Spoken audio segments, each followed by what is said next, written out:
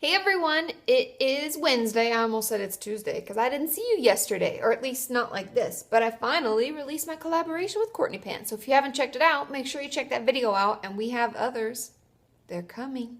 Make sure you don't forget to subscribe. And one of them is actually a surprise and it's really funny. And that'll be on Courtney Pants' channel. So don't forget that one either. Okay, so today is Wednesday. And you know what that means? That means that I'm on the website, katiemorton.com, under Community, Forums, Q&A for videos. So if you've asked your question there, or I'm also on YouTube. So if you asked your question below yesterday's video, the one with Courtney Pants, or the one before that about the Monday video, then I checked it and I made lists, and now I'm going to answer your questions. Okay, so without further ado, first question. Katie, I was wondering if some aspects of an eating disorder can be learned or formed from habit. For example, beginning in the 5th grade, I never ate at school and I always just binged when I got home. Now that I live in a dorm, I always binge when I go home for the weekend, but I rarely eat during school, during the week. Are these behaviors just a habit after 7 years, or is there something else going on? There's something else going on. I know many of us think that, well, I've just been doing it this way and that's just how I do it, so it's habit. Not exactly. We don't have that habit, and a normal eater, someone without an eating disorder, wouldn't do that. They may not eat breakfast because they get up late, and but they'll grab a muffin on their way, or they'll grab a muffin after their first class or something.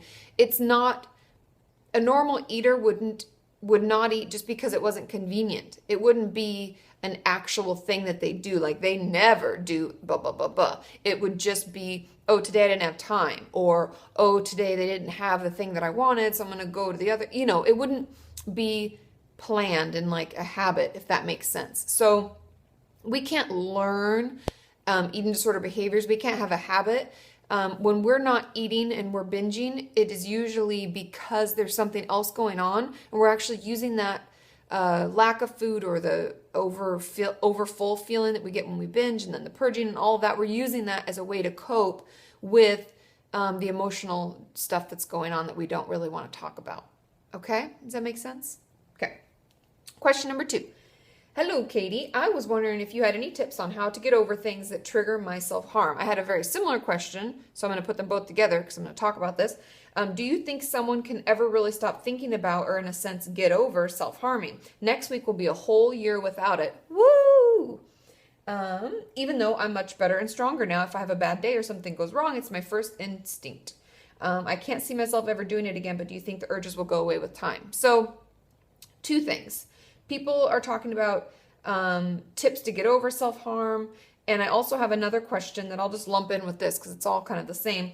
I understand that these are helpful. I said, I feel like when I usually talk to therapists and people online about my self-harm, they give me ideas of things to do instead, like drawing, exercising, etc., journaling.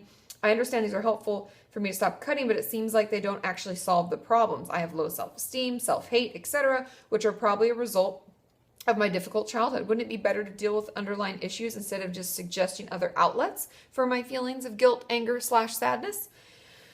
All of these questions are amazing, and that's why I want to answer them all together, because they're kind of together. They're kind of work together. So the first question about tips on how to get over things that trigger your self-harm, like the last question said, the best way, along with talking back to it. I always talk about us talking back to that negative voice, because as silly and as crazy as it can sound and it can feel when you're doing it, nothing is better than like negating what it's telling us, because it's often telling us like, you're a terrible human being and you don't deserve this and blah, blah, blah, blah, blah. And if we hear that all day, it can really just be like this weight, and we're like, and we can't fight back and we can't beat it. But if we talk back, we can slowly get stronger and we can beat it. That ties into the fact that just distracting doesn't help solve the problem. Distracting helps in the moment. And I want to make that distinction, because I talk about distractions a lot, mainly because the messages I get are like, Katie, help, I want to cut and I don't know what to do, or I don't know what to do. And so in the moment, we can distract. But then we should probably talk to someone. We need to work through our feelings of self-worth and body image stuff, or whatever it is we're working on. We need to work through those feelings so that we no longer have that nasty voice and we can fight back against it. And our healthy self is strong enough to be like, no, you shut the hell up. I'm better than that. Blah, blah, blah, blah, blah, right?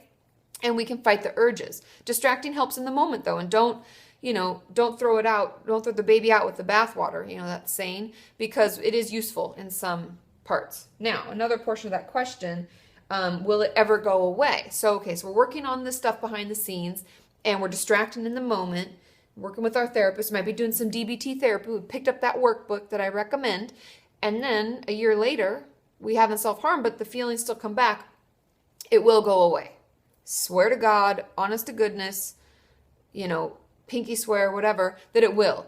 It takes a lot of time. And for many years and many really stressful times, it will still come back. Like something will happen and your automatic thought will be like, well, I'll just, whatever your old ritual used to be or whatever your favorite thing to do was, whether it's eating disorder, self-harm, anything, you'll go back to that for just that split second. But the thing that's different is that you can let it go. It's almost like a cloud. We just we let it pass, let that urge and that feeling pass. But so there's that component, and we don't have to engage it. Now we could set ourselves back and we could have a little relapse, but we don't want to have that slip up. We want to keep going, so we'll be stronger than it and we'll overcome it. And as the years pass by, I know you're like, years, holy shit. But it's not as bad as it was at the beginning, which I'm sure this person can attest to. It's not as bad as it was at the beginning, the urges, but that thought will come up. And it can be really disheartening because we've been working really hard, but I promise it will go away. Honest to God, okay? Now, my last question, because those were all of the other questions, and I just wanted to make sure I got all your questions answered, is I always feel the need to push myself. Ooh, something fell down outside. I don't know if you heard that, but hope they're okay.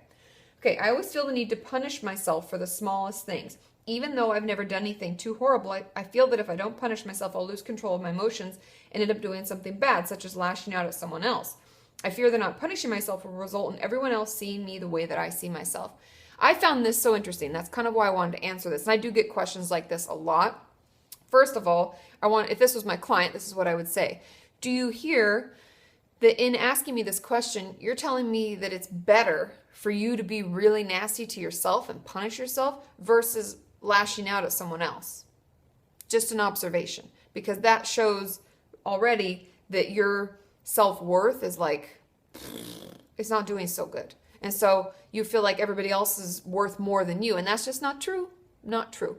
So the best way to manage really this need to punish ourselves is to talk to a therapist and to work through those deep-seated beliefs. Because my guess is that if we did like CBT therapy and we did that downward arrow questioning where I'm like, well, that's interesting. So what does that mean? If that's true, what does this mean? If that's true, and we kind of figure out that your firmly held belief may be that I'm a terrible person. Maybe as a kid, your parents, spanked you a lot and said you're a terrible person, or you deserve this, or who knows, right? Who knows what could have triggered it, or if it's just a chain of events and we now believe it. But I'd be interested to see what your firmly held beliefs are. So I would do some work on that, working with a therapist, CBT therapist or otherwise, journaling. And please, please, please, once a week at least, or if you can do more, for about 30 minutes, I want you to talk back to that voice. I want you to tell it why you don't deserve to be punished and what's different and what you're working on and how you're amazing. We need to start building up our positive self-image so that the negative will slowly go away. And this takes time, but it will really, really change your world, I promise. And I even have to do it. We all have to talk ourselves up sometimes when you have really bad days and somebody's really mean, or you have a really difficult client. For me, like if I have a really difficult client who's like, you're horrible and I don't want to see you anymore, blah, blah, blah. Then I'm like, but then I've talked myself up. I'm like, Katie, get yourself together. You can do this. You're better than that. And I have to, be my best cheerleader because nobody else will be, right? Okay. So, and journal topic. Many of you missed it last week when I didn't do it that one day. So I saw this quote and I loved it. And I know a lot of my journal topics are quotes, but those always get my wheels a turning. So this quote is, a happy life is not built upon the goal of perfection, but balance. And that's tough for a lot of us. I know many of us have that black and white, all or nothing, perfection or complete horrible shit show. But it's all about balance. We have to do things that we enjoy and we have to do things that we have to do. But we have to find that balance. So please share with me one thing that you're going to do this week that instead of doing it perfectly, we're going to balance it out and we're going to, do it without worrying about it being a certain way. Okay? I hope you all have a wonderful day. Tomorrow is Thursday, and I'll be on Twitter. So ask your questions using the hashtag KatieFAQ, and I will see you then. Love you. Bye.